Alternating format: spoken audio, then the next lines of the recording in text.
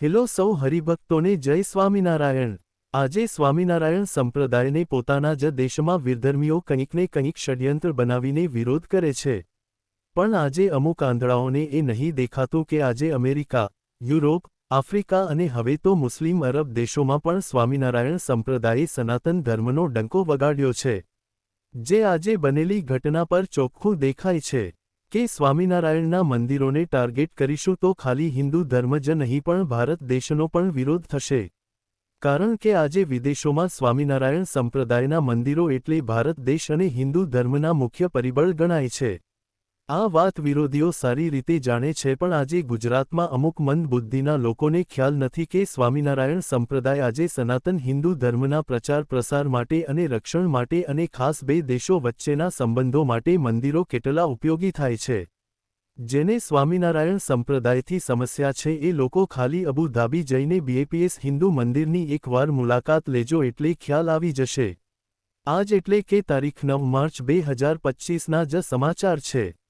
અમેરિકાના તમામ નાના મોટા સમાચારોમાં આ મંદિરના સમાચાર આવી રહ્યા છે, જે જોઈને તમને ખ્યાલ આવશે કે સ્વામિનારાયણ સંપ્રદાયના મંદિરોનું કદ ભારત અને હિન્દુ ધર્મમાં કેટલું મોટું છે।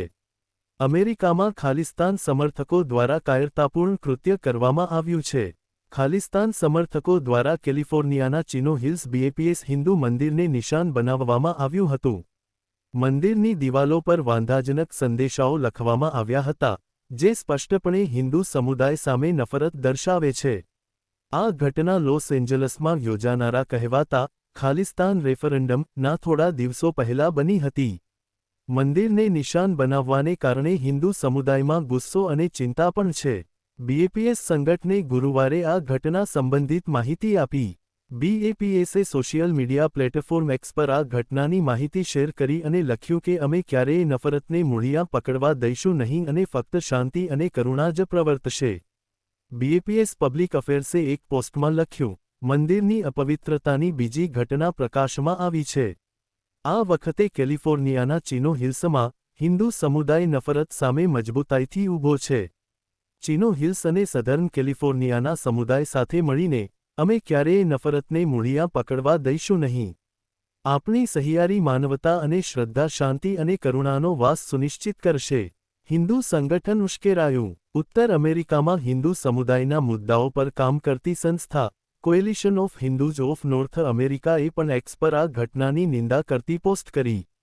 કોએલિશન ઓફ હિન્દુઝ ઓફ નોર્થ અમેરિકાએ કહ્યું, બીજા એક હિન્દુ મંદિરને નિશાન બનાવવામાં આવ્યું છે, આ વખતે કેલિફોર્નિયાના ચિનો હિલ્સમાં આવેલ પ્રતિષ્ઠિત બીએપીએસ મંદિર। આજે દુનિયામાં બીજો એક દિવસ છે જ્યાં મીડિયા અને શૈક્ષણિક વર્તુળોમાં એવું કહેવામાં આવે છે કે હિન્દુ વિરોધી દ્વેષ નથી અને હિન્દુફોબિયા ફક્ત આપણી કલ્પનાની એક કલ્પના છે।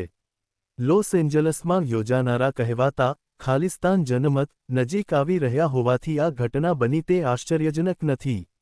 તપાસની માંગ ઉઠી। કોએલિશન ઓફ હિન્દુઝ ઓફ નોર્થ અમેરિકાએ 2022મી મંદિરો પર થયેલા 10 હુમલાઓની યાદી પણ શેર કરી અને આ મામલાની તાત્કાલિક તપાસની માંગ કરી। આ સંસ્થા ઉત્તર અમેરિકામાં હિન્દુ ધર્મ અને સમુદાયની સમજ વધારવા માટે સમર્પિત છે। ગયા વર્ષે પણ અમેરિકામાં હિન્દુ મંદિરોને નિશાન બનાવવામાં આવ્યા હતા। 25 સપ્ટેમ્બર 2022ના રોજ કેલિફોર્નિયાના સેક્રામેન્ટોમાં બીએપીએસ શ્રી સ્વામિનારાયણ મંદિર પર હુમલો થયો હતો। આ ઘટના ન્યૂયોર્કમાં બીએપીએસ મંદિર પર થયેલા હુમલાના માત્ર 10 દિવસ પછી બની હતી। આ હુમલાઓમાં મંદિરની દિવાલો પર હિન્દુઓ પાછા જાઓ જેવા વાંધાજનક સંદેશા લખવામાં આવ્યા હતા। અત્યારે આ ખાલિસ્તાનીઓ દ્વારા જે કાલી કરતૂતો કરી છે એ એવું નથી કે ખાલી શીખ ધર્મમાં પણ આ વિધર્મીઓ હોય, આપણા હિન્દુ ધર્મમાં પણ છે જે હિન્દુ હોવા છતાં હિન્દુઓનો જ વિરોધ કરે છે।